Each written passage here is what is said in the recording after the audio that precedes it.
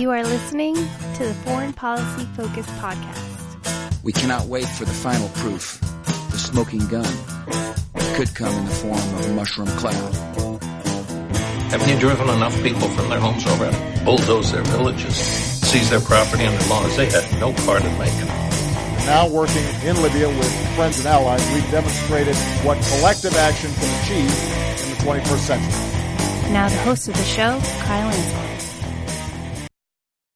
Hello, this is the 243rd episode of the Foreign Policy Focus podcast. On today's show, I'm going to definitely start off with this story coming out of the UK.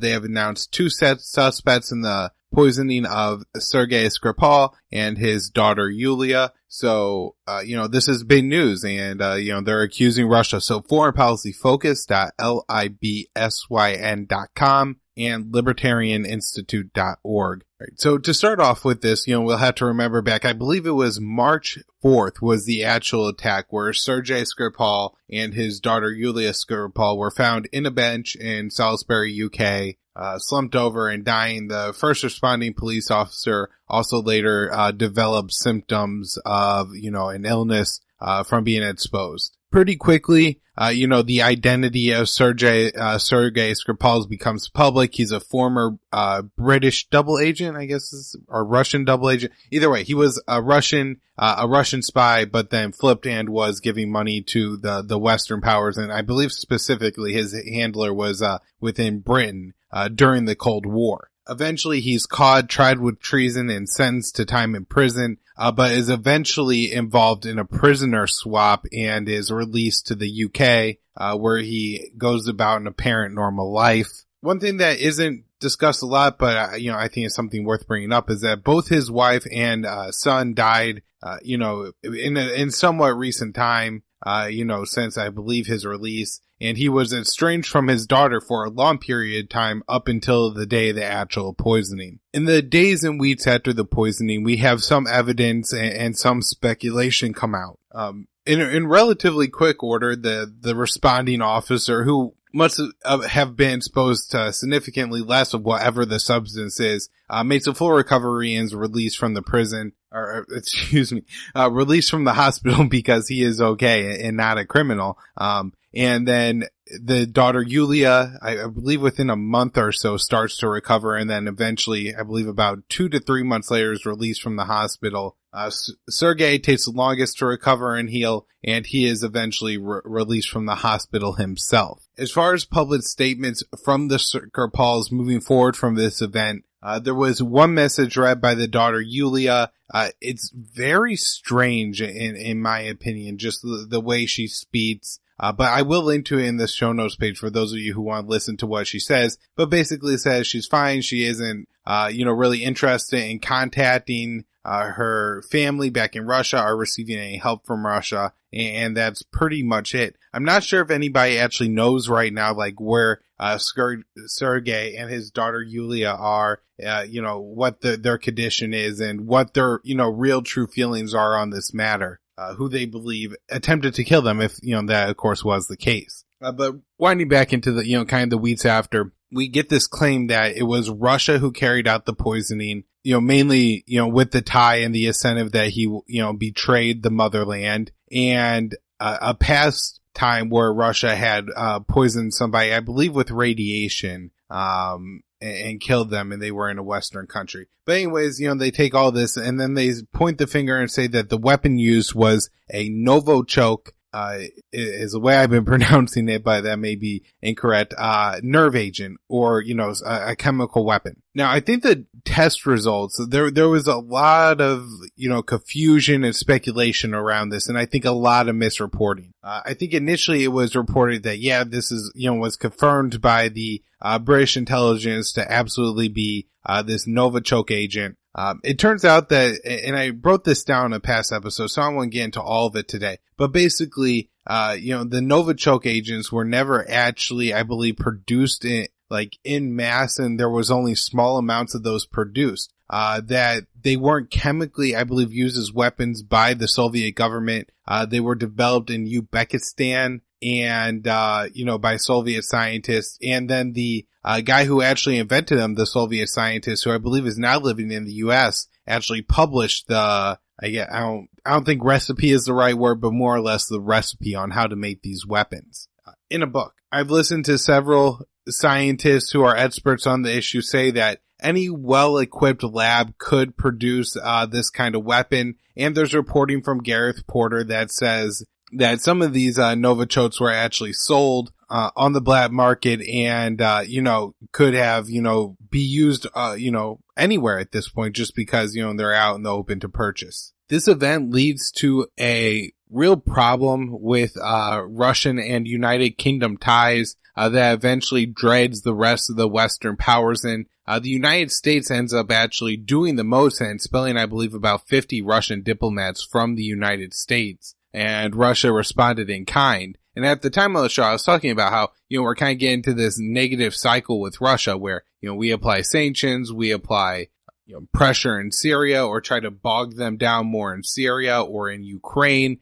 We put sanctions on Russia and they respond in kind. And so it's just slowly worsening the relationship between the two countries. And as I'm going to get into more, I think the evidence here is really questionable if Russia was behind this attack. Now, all along, a lot of experts, and I think probably one of the best people on this has been the Moon of Alabama blog. I'm going to link to the most recent post that Moon of Alabama wrote on this. And at the bottom, you can find the list of all the other ones for those of you who want to go back and read it. But basically points out that up until, September 4th, I believe, we have no evidence coming out from the UK government other than the circumstantial evidence, as far as the identity of Sergei Skripal and the fact that a alleged Novichok, chemical weapon was used. And, this being something that was developed by the Soviets means that it's Russian is basically the claim. So we finally get, the UK government announcing that they have 2 suspects. Now, I'm not familiar enough with the UK justice system, I guess, to know if that's the equivalent of pressing charges like you would see in the United States, or if this just means that, they're looking at these guys to talk to them because they think they're responsible. The evidence laid out against these 2 men, and it identifies them, and as the Moon of Alabama article points out, that these are likely aliases, as the names are some of the most common names in Russia. It would be like Tim Smith and Matt Johnson in the United States, where it's just a super common name, and it isn't really identifying. And they say that these 2 men traveled to the UK, I believe on March 2nd, scoped out Sergei Skripal's place on March 3rd, and then used a perfume bottle to spray Novichok on the door handle on March 4th. Eventually, Sergei and his daughter arrive home, touch the door handle, and later fall ill and, become sick, but make a recovery. Now, one of the things that people initially pointed out is within this evidence, there's some pictures, and there's 2 pictures with the exact same timestamp, that looks like it's showing both men in the same place at the same time, which would obviously mean it's impossible and the photos were likely doctored. This turns out to not be the case. And in the way the airport terminal is set up, there's like multiple identical hallways. And so as both men exited, which apparently was the same flight, they passed in each hallway at the same time. And so that's the explanation there. I just want to make sure my audience understands that. But there's still some other problems within this accusation that the UK government is making. The first being that a portion of the evidence that the UK government identifies is that the hotel that these 2 men stayed in tested positive for Novichok agents, and this was discovered on May 4th, so 2 months after the attack. However, we're now in September, so 4 months later, why does it take so long for the British government to end up identifying these 2 men as suspects? The second issue is that was alleged to have happened that, the 2 would-be assassins took the perfume bottle and actually placed it in a donation bin rather than the trash can. And a couple months later, somebody discovers the bottle, sprays it, and I believe one of them dies and another person exposed ends up in the hospital. And so it seems like an awfully amateur move to leave that perfume bottle inside the donation bin, knowing that would later be found, that, this would be traces that would lead people back to you. You would think that you'd be able to dump it down a sewer or, throw it in the garbage somewhere and hope that, it gets destroyed. Also, if there's traces of this found in the hotel room, if this, you see the pictures of these men as they're going to place the agent, they're not in like the biohazard gear or anything like that. And so it's very peculiar to me that these two men don't fall ill in any way, yet everybody else who is exposed has. Now, there's another issue here, and that is, even if Russians are responsible, that doesn't necessarily mean it was ordered by the Russian state or the Russian intelligence agency, which is a claim being made by the British Prime Minister and, most drive-by media figures and online commentators, kind of say, well, if Russians did it, then this was obviously authorized by the Russian government, and this is part of the Russian intelligence. One thing I would say is this does seem like an amateur job. I mean, the two guys arrive on the same flight, they stay together, they leave together. Obviously, they don't end up killing their target. Both of the Skripals make a full recovery, which is another issue that is made to be that the Novichoks are like the greatest chemical weapons agent ever, yet 4 out of the 5 people infected have made a full recovery. Not that that's a bad thing, just that it doesn't seem to add up that this agent is so dangerous, how, all these people don't end up dying. Also, it raises question as to the competency of the would-be assassins. So, I don't know, it seems to me that if, the Russian intelligence was behind it, they would have done a little bit of a better job with the whole thing, rather than, using a Novichok agent, which is obviously something that's going to get the finger pointed right back towards Russia. And alternative possibilities is that this man did, was a traitor to the, at that time Soviet government, but Russian government. And, it's something that I'm sure there's a lot of Russian nationalists that take offense to it. And one of those people might not be Vladimir Putin, but, just, some Russian criminal thug who went, to go out and get revenge against Sergei for what he had done. These kind of things are definitely possible too. But in the weeks ahead, I hope that, we start to get more evidence coming out so we can start to understand what really happened here. It's not impossible that the Russian government was behind it. As, unlikely as it may seem, since this would be such a hack job by the Russian government if they did this, using the Novichok weapons, using Russians to go over there and do it would certainly seem to be something that would be identified in the international community. Another problem I have with the UK case is they say that they're not going to seek Russia to extradite those two men, saying that Russia and the UK don't do that with each other. However, you could look at the example of Sergei Skripal, who was, like I said, a Russian double agent and then given over to the UK in a prisoner swap. So those kind of things do happen. And also there are treaties, as Vladimir Putin has even pointed out,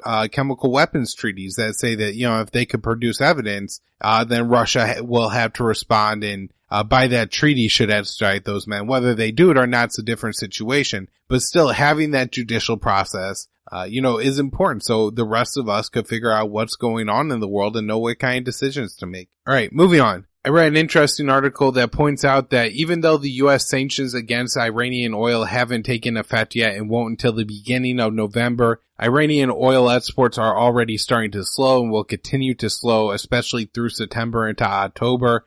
As much as other countries may feel that Iran is abiding by the nuclear agreement, the fact is that the United States is a world empire. And, even if we're wrong in our decisions, in our assessments of situations, we have massive impacts on what happens in the rest of the world. It's very unfortunate because, this is going to hurt a lot of people in poor countries who, are going to have more limited avenues to seek their energy now, and that's going to make energy cost more. And, it's all terrible and stupid, especially since a lot of Iranian oil exports, go to China, countries with massive populations like China and India, who need a lot of energy, especially, for their large number of impoverished citizens that are really for the first time looking to reach, a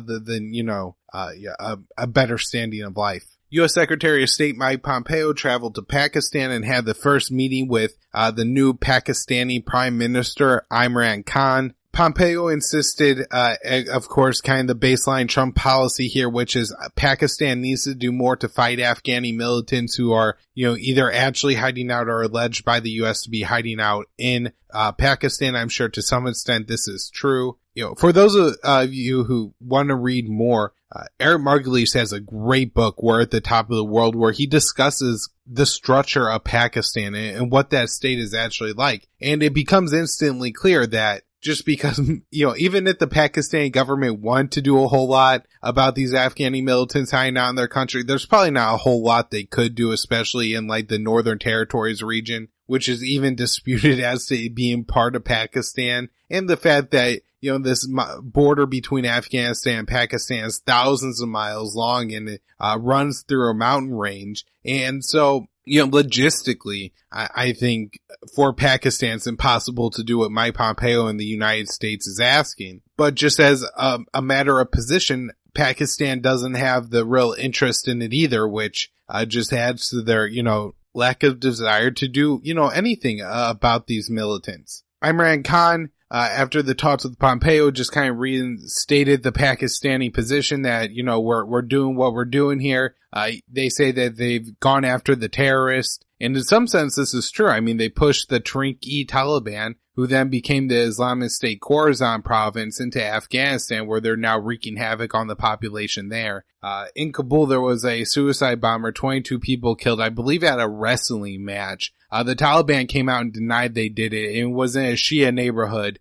So this certainly, has all the markings and trademarks of a ISIS-K attack on Kabul.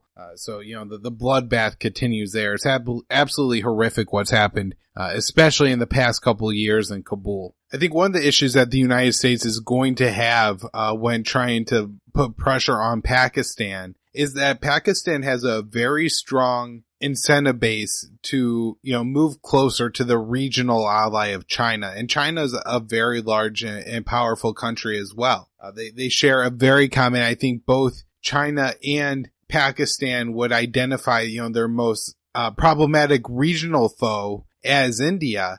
And so, there's that common bond there. Of course, all three, China, India, Pakistan, are nuclear armed states. And so, there's a lot of competition. There's a lot of people in that area, and things could get awfully very dangerous very fast. And so, if the United States decides that they want to push Pakistan away, Pakistan might just say, okay, China, shares our interests more than you do. And then they could kind of, maybe end up better off, or they're able to get the relationship with China that they had with the United States, but also don't have to make the same concessions in Afghanistan that they're having to make with the United States. Pakistan sees Afghanistan as what they call their strategic depth. That means if war would ever break out with India, Pakistan being a country of probably a quarter of the population of India and a much smaller military, would, likely try to retreat as they use tactical nuclear weapons and different types of counteroffensives to try beat up on the approaching Indian army that's of much greater size and also nuclear armed and very well funded. And for that reason, Pakistan would like a friendly government in Afghanistan, and the Taliban are much friendlier to, the Pakistani government than the United States' government that we have put in power in Kabul. One last note on Afghanistan, and that is the founder of the Haqqani network has died. The guy, I believe, had kind of handed off power to his son. He's believed to be around 80 years old. So I'm not sure, if it was a battlefield wound, maybe somebody blew up his house, or maybe, 79's a pretty long life in Afghanistan. So maybe it was just, his end of days on the earth. I can't see it having too much impact either way on the Haqqani network itself, which is maybe seen by the United States as a propaganda tool, or, they see them as the most dangerous portion of the Taliban. They could often say the Haqqani network and nobody knows what it is. And so since they say it's a bad thing, everybody assumes, well, it must be a real bad thing. But again, I think for the most part, the Haqqani network is, just part of the Pashtun insurgency fighting off the U.S. occupation of their territory. In Israel, the Israeli High Court ruled against a Bedouin appeal of pending destruction of their village. So this is in the West Bank, and these people are the Bedouins, who were formerly nomadic people of kind of the greater Palestine region. And I guess, with increased Israel and other things, nomadic lifestyle really doesn't end up working out in, the way the societies are organized. And so, they settle down. The problem is that the Israelis, maintain kind of control over the West Bank And to build a house in the West Bank, you need to get a permit from Israel. And if Israel doesn't give you the permit, then you can't build a house. And Israel, I think, gives out like 97 or so percent of the building permits they give out are to Jewish settlers and not to Palestinians or Bedouins or anybody else who happens to live in the area. I couldn't get like an exact answer. So if anybody knows, I'd love to actually know if Bedouins are Palestinians or if they're, two separate groups, or if they're just kind of a subset of Palestinians. They're, different from the Muslim or Christian Palestinians that live in the West Bank. This Bedouin encampment, if you look at pictures of it, I mean, it's a pretty rough looking village. It's not like there's grand structures or anything super secure built. But again, these people were formerly nomads who were forced to settle down and were not given the ability to have building permits to, build more sound structures. So, what happens is they kind of live in a lot of shanty looking places. And this encampment happens to be between two Israeli settlements. And so I guess it's just coincidence that this is one of the villages that the Israeli government is looking at bulldozing and kicking the people off that land and then, likely building houses on it for settlers, or a road on it for settlers that, the Bedouins wouldn't be allowed to travel on. So the appeal here reaches all the way up to the Israeli court, these people saying, please don't knock down our houses. This is where we live. This is our land. And the court ruled against the Bedouins. Very sad situation here. I mean, you never want to see, I believe there's about 200 people that are going to lose their land. They're going to lose their homes and, be forced into maybe a refugee camp. Maybe they'll be a little bit better off and will be able to form a village somewhere else. But all the same, these people are being removed from their homes. I also think it's worth noting, just real quick, that a lot of times, I think this is mostly true of Americans. I'm not sure what the societal consensus is around the world, but we see the courts as kind of the one figure that aren't supposed to be political and really only do the right thing and rule in the way that they see as best. And, I think we should shine a light on it when we can and say just because a country's court is doing something versus a prime minister doesn't mean it's not a less oppressive body. In this case in Israel, they're very biased and hostile towards innocent people. We have the Israeli intelligence minister announcing that Israel has carried out over 200, I believe he called them activities in Syria over the past 2 years. It seems this means, about 200 missions where they drop bombs. I'm not sure how many bombs in total we're talking about here, but it's not often that Israel makes these admissions. A lot of times, the strikes targeted either Hezbollah forces, Iranian forces, or the Syrian army, further slowing Assad's advance against the Syrian rebels. The most recent of these strikes was in Hama, a city a little bit northeast of the capital Damascus. And the Syrian government just said 2 people died in the attack and didn't provide further details. Per usual, the Israelis, even though they admit they've attacked Syria a couple hundred times, deny they actually carried out this attack. And now here's a real interest story, and I'm going to link to the article in the show notes page by Jason Ditz, antiwar.com. And basically what Jason Ditz explains is that the Israeli army, I guess, told J-Post, an Israeli news site, that they had armed and funded 7 different Syrian rebel groups during the Syrian Civil War. And then there's a law in Israel that says if, the country declares that a news story should be taken down, even if it's true for national defense reasons, it must be, so this story ends up being taken down. But the admission here is that Israelis armed and funded the Syrian resistance to Assad.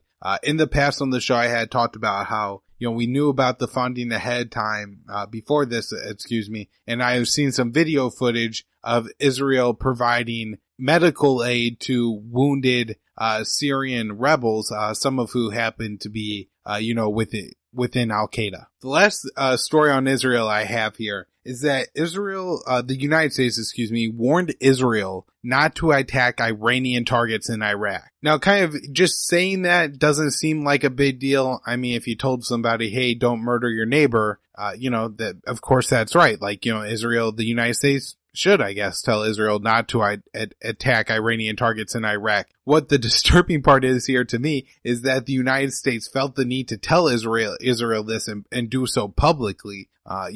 Really, I think it is frightening in that maybe Israel was very serious about looking to carry out one of these attacks against Iranian targets within Iraq. And I believe that we've seen this once before. Turkey and the U.S. Held a meeting between a Turkish military officer and a U.S. envoy. I guess the Turkish military officer told him that the Turkish demand is that all Kurdish militants leave Syria. This doesn't seem possible, and it seems like to me a very strange demand that's being made here. I mean, the Syrian Kurds are a significant minority within Syria, and looking at what Assad has been able to kind of capture and control of his country, and how he's orchestrated some deals in the past, I would think even if the Syrian Kurds surrender to Assad, that there's still going to be some Syrian Kurdish militants within the borders of Syria. Now, I'm not sure if maybe what the Turkish military official wants is for these guys to be pushed into northern Iraq, where Turkey has been able to carry out airstrikes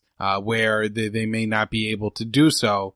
Say, if Assad is in control of Syria, then they may not be able to bomb within Syria. President Trump warned Putin and Assad not to attack the Syrian rebels in the Idlib province. I'm not sure, what the right thing to do here is. If, Assad maybe should let these people just break away and have their own little Al-Qaeda stand till it falls apart. If the best thing is for him to go in there and liberate it. But the big thing is, it's not for the United States to decide what happens there. And the reason, the United States will try to get to decide what happens there is in the past we've seen that they will use what are likely fake chemical weapons attacks to carry out strikes against Assad. And according to Bob Woodward, at least in a new book, that Trump actually told James Mattis that the United States should assassinate Assad, and I guess Mattis ignored the order. The bombing by Russia and Syria of the Idlib province has started, and so far no false flag chemical weapons attacks, but 13 civilians killed by Russia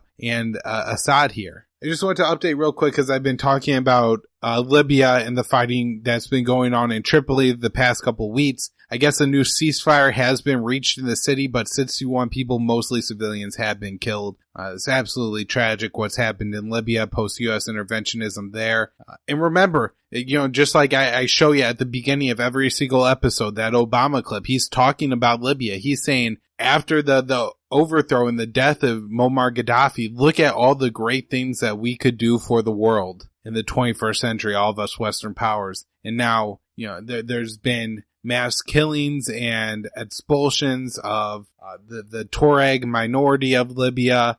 You have slave trade, auctioning off people like they are, animals and, to do your bidding in Libya. You have mass amounts of rape, killings and executions in the streets, war criminals controlling territory everywhere. It's an absolute horror show. And so, I do think Obama is right that if you look at Libya, you could see what we can achieve by overthrowing governments around the world, and it's only to create chaos. All right, that's where I'll wrap up the show. foreignpolicyfocus.libsyn.com. Libertarianinstitute.org is the best place to find all of my work, including my daily news roundup.